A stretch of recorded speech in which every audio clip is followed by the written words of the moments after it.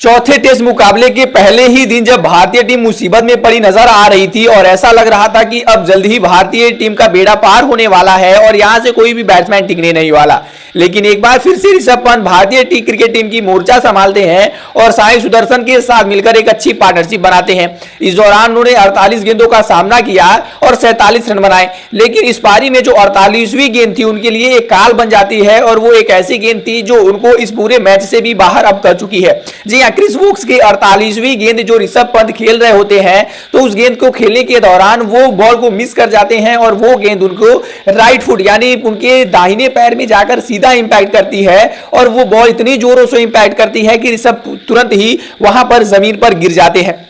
साफ साफ देखा जा सकता था कि ऋषभ पंत तुरंत ही जमीन पर गिरे हैं और वो चोट इतनी ज्यादा थी कि वो अपने पैर पे दोबारा से खड़े भी नहीं हो पा रहे थे। हम सबने अक्सर देखा है कि खिलाड़ी बल्लेबाजी करते समय काफी बार गिर जाते हैं, चोट लगते टाइम गिर जाते हैं, लेकिन वो दोबारा से उठ खड़े होते हैं, लेकिन इस केस में ऐसा नहीं था। ऋषभ पंत को बॉल बुरी तरीके से लगी थी और इस वजह से वो जल्दी और अच्छे तरीके से खड़े नहीं हो पा रहे थे। ऐसे तौर पर ऋषभ पंत के लिए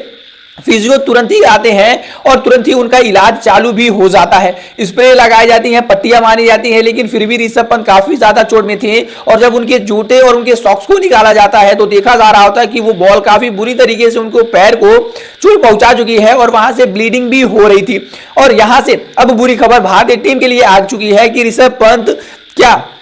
इस बचे हुए ओल्ड ट्रैफर्ड यानी मैनचेस्टर में मुकाबला है वहां पर खेलने वाले हैं, क्योंकि ऋषभ पंत अभी भी आउट नहीं हुए हैं और ये पहली ही पारी चल रही है और इवन इसके बाद भारतीय टीम को अभी फील्डिंग करनी है, फिर भारतीय टीम को बैटिंग करनी होगी और उसके बाद इंग्लैंड को भी दोबारा से बैटिंग कराना होगा। यानी अभी इस मैच के चारों इनिंग बचे हैं और ऋषभ पंत हमारे लिए काफी इंपॉर्टेंट खिलाड़ी है, क्योंकि वो नॉट आउट नहीं है। इवन वो इस सीरीज में हमारे लिए हाईएस्ट रन गेटर के लिस्ट में दूसरे नंबर पर आते हैं कैप्टन सुमन गिल के बाद। लेकिन अगर मैं आपको कहूं कि ये हमारे लिए काफी बुरी खबर है कि ऋषभ पंत अब इस मुकाबले से बाहर हो चुके हैं। हालांकि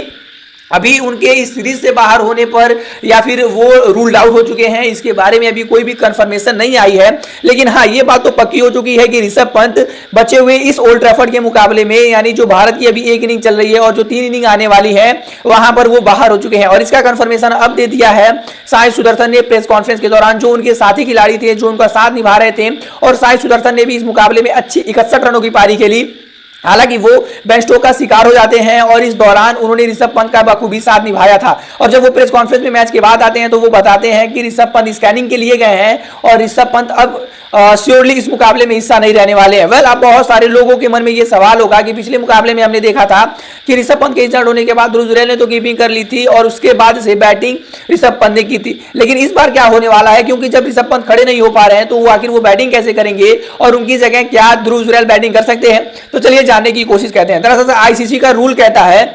कि अगर कोई खिलाड़ी कंकशन के रूल के हिसाब से बाहर हुआ है, यानी उसके हेलमेट पे बॉल लगी है सामने कहीं भी और वो अच्छे तरीके से मेंटल स्टेट में नहीं है, तो ऐसे तौर पर उस खिलाड़ी को बाहर करके as a like to like replacement किया जाता है। लेकिन यहां पर ऋषभ पंत को ना ही हेलमेट पे लगी है ना ही कहीं सर पर बॉल लगी है और वो चोट लगी उनके पैर पर, तो ऐसे तौर पर आईसीसी का एक और रूल है और वो कहता है कि अगर कोई विकेट कीपर बल्लेबाज है तो उनकी जगह वो आकर विकेट कीपिंग कर तो सकता है, लेकिन वो बल्लेबाजी में आकर बैटिंग नहीं कर सकता, यानी फुल रिप्लेसमेंट के तौर पर नहीं आ सकता। तो ऐसे तौर पर भारतीय टीम के लिए मुसीबत तो होने वाला है कि उनके लिए इंपॉर्टेंट मुकाबले में, डू और डाई मुकाबले में एक इंपॉर्टेंट बैट्समैन अब बाहर हो चुका है और ऋषभ पंत ओल्ड ट्रैफर्ड में तो अब आपको खेलते हुए नहीं दिखने वाले हैं।